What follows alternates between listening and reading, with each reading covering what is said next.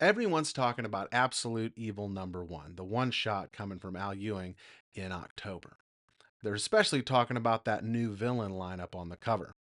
But the real reveal isn't in the foreground, it's in those torn photos scattered behind them. Most fans noticed Absolute Hawkman. That one's pretty clear. He's front and center in one of the shredded images, and we've seen him before on the free comic book day issue on that bulletin board.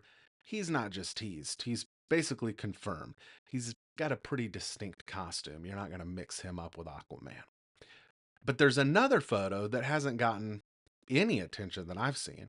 It shows a woman with cornrows and lightning bolt markings on her face, and I think I know who she is.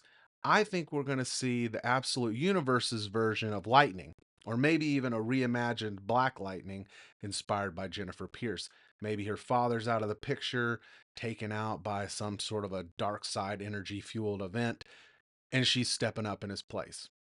Scott Snyder already confirmed that Che Grayson is writing something in the Absolute Batman universe, and Pornsek Pichetshote is writing another book.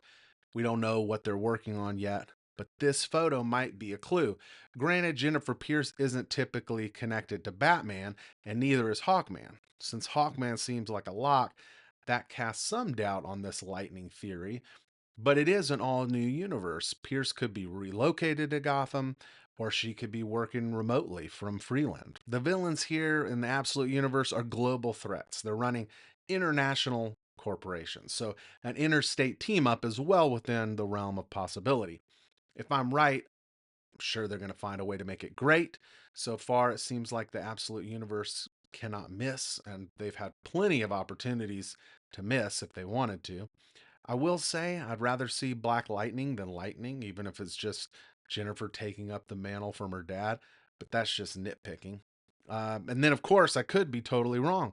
Maybe she and Hawkman will show up in other existing comics.